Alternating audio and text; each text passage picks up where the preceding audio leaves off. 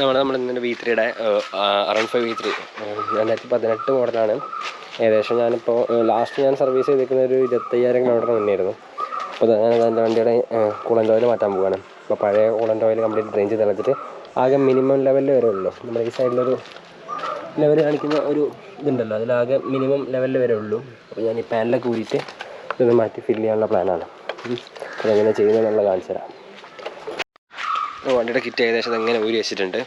ഈ side panel 2 ഊരിയിട്ടുണ്ട്. എന്ന് വെച്ചാൽ ഈ ഒരു സൈഡിൽ നമുക്ക് ഇതിൽ നമ്മൾ ക്യാനിൽ ഒഴിച്ചു കൊടുക്കാറുണ്ട്. ഇതിലിപ്പോൾ ഏകദേശം മിനിമം ലെവൽ, ലോ ലെവൽ മാത്രമേ ഉള്ളൂ. പിന്നെ ഞാൻ പറഞ്ഞില്ലേ ഏകദേശം 25,000 കിലോമീറ്ററോളായി. അപ്പോൾ നമ്മളെന്ത് ചെയ്യുന്നത് വെച്ചാൽ അടിയത്തെ ഈ ഒരു പൈപ്പ് ഊരിയിട്ട് ഇതിലത്തെ സാധനം ഡ്രെയിൻ ചെയ്യും. ഈ ഒരു ഓസ് ഊരിയിട്ട് ഇതിലൊക്കെ ഈ ഓസിലൊക്കെ ഉണ്ടാവും ഓയിലും, അത് പോക്കും. കൂളൻ്റ് അത് പോക്കും. ഈ ഒരു ഓസ് ഊരിയിട്ട് ഇതിലുള്ള പോക്കും. ഈ ഒരു കണ്ടെയ്നറിലുള്ള കംപ്ലീറ്റ് പോക്കും. പിന്നെ അതുപോലെ ഈ ഒരു സൈഡിൽ ഈ 2 പൈപ്പ് ഊരിയിട്ട് അതിനുള്ളിലുള്ളതും കളയും. പിന്നെ ഇവിടെയാണ് എഞ്ചിൻ്റെ ഉള്ളിലുണ്ടാകുന്ന ഓയിൽ കംപ്ലീറ്റ് ഉണ്ടാവുക, അത് ഊരും. എന്നിട്ട് എഞ്ചിനൊന്ന് സ്റ്റാർട്ട് ചെയ്തിടും. കാണിച്ചു തരാം. ഇപ്പോൾ നമ്മൾ ഡ്രെയിൻ ചെയ്യുന്ന ഏകദേശം കൊണ്ടുകൂടി ഇവിടെ വരുന്ന സ്ക്രൂ ആണ് കേട്ടോ. അത് നമ്മൾ തിരിച്ചിങ്ങനെ ലൂസാക്കുക.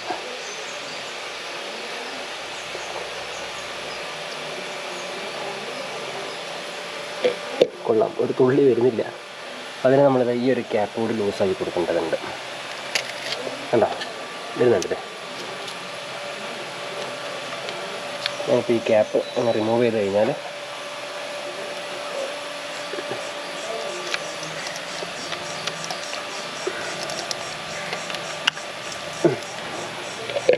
ഇവിടേക്കാണ് കേട്ടോ വരുന്നത്.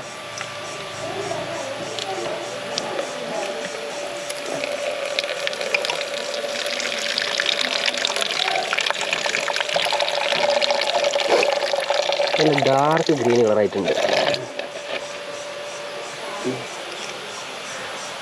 ഇതിലുണ്ടായിരുന്നത് ഏകദേശം പോയിട്ടുണ്ടാവും തോന്നുന്നു. ഈ ഒരു ക്യാപ്റ്റൻ തിരിച്ച് ഇതിൻ്റെ മുകളിൽ തന്നെ തൽക്കാലം വെക്കുകയാണ്. പിന്നെ അടുത്ത പരിപാടി എന്താ വെച്ചാൽ നമ്മൾ ഈ ഒരു ഓസൊക്കെ ലൂസ് ചെയ്യും. അതിനുള്ളിലുള്ളതൊക്കെ കളയും. എഞ്ചിൻ്റെ ഉള്ളത് ഇനിയും വരാനുണ്ടാകും. അത് നമുക്ക് സ്റ്റാർട്ട് ചെയ്തിട്ട് അതും കളയണം. അപ്പോൾ നമ്മളതൊക്കെ ഊരി കളഞ്ഞിട്ട് ഡ്രെയിൻ ചെയ്തിട്ടുണ്ടെങ്കിൽ നമുക്കൊന്ന് സ്റ്റാർട്ടാക്കിയിടാൻ വേണ്ടി.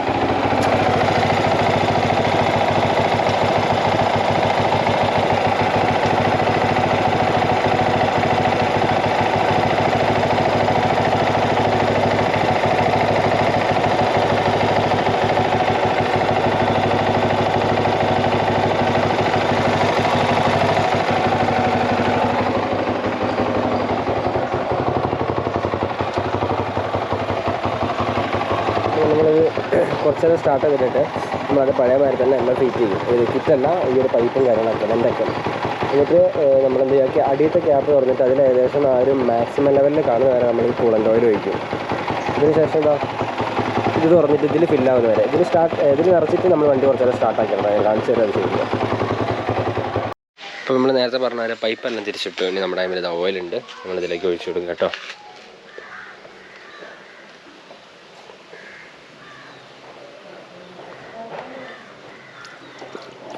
പുതിയ കൂളൻ്റ് ഓയിലിൻ്റെ കളർ ഉണ്ടല്ലേ നിങ്ങൾ. ഏകദേശം ഇത് ഫില്ലാവുന്ന വരെ ഒഴിച്ചു കൊടുക്കുക.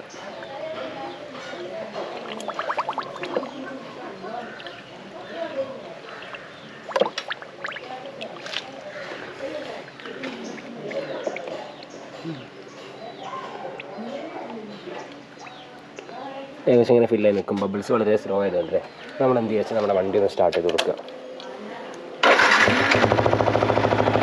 കുറച്ച് സ്പീഡിൽ നടക്കും. പെട്ടെന്ന് ഓയിൽ ഇറങ്ങും. താഴത്തേക്കും പോകും.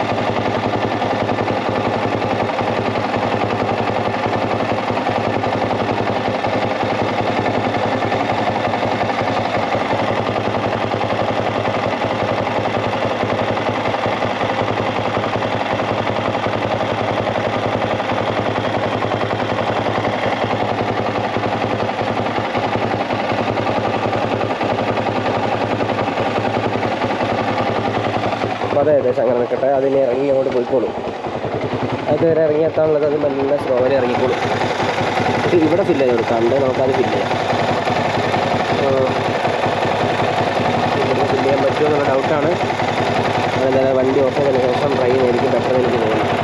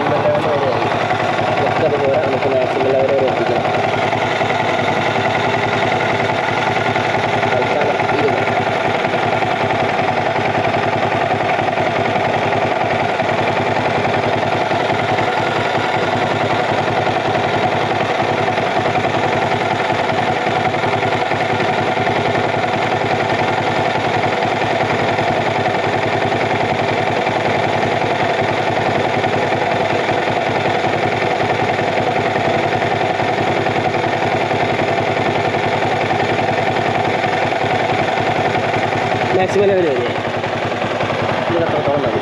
ഈ ഒരു ഐറ്റം തിരിച്ചറിയുന്നില്ല. ചേർത്തിട്ട്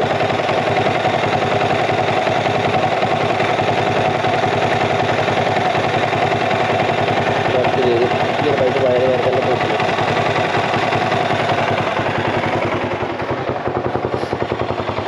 ചെയ്യുമ്പോൾ ഒരു കാര്യം, ഈ സൈഡൊക്കെ നല്ല ഹീറ്റായിരിക്കും, നല്ല ചൂടായിരിക്കും. ഇതൊന്ന് മേത്തേക്ക് തെറിക്കാണ്ട് ശ്രദ്ധിക്കുക.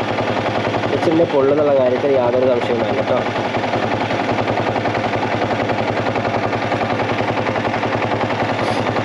ബബിൾസ് പോകുന്നത് ഫാസ്റ്റായിട്ടുണ്ട്.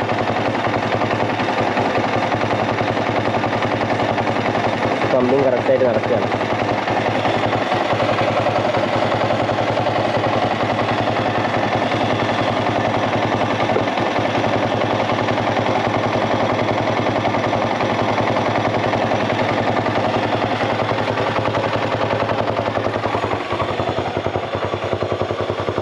നമ്മളിത് ചെയ്തില്ല എന്നുണ്ടെങ്കിലുള്ള ഒരു കുഴപ്പമില്ല. പ്രശ്നം എന്ന് വെച്ച് കഴിഞ്ഞാൽ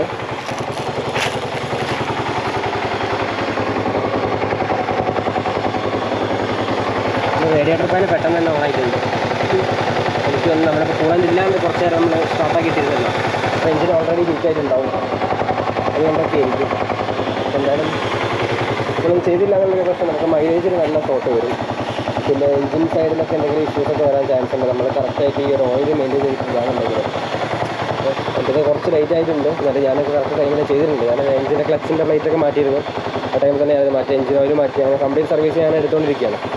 ഇടയ്ക്കാണ് ഈ ഒരു സംഭവം മാറ്റി ചെയ്തുകൊണ്ടിരിക്കുന്നത്. അപ്പോൾ ഇതാണ് പ്രോസസ്സ്. ഇനി ആ ക്യാപ്പ് തിരിച്ച് അതിൻ്റെ മുകളിലേക്ക് ഇടുക.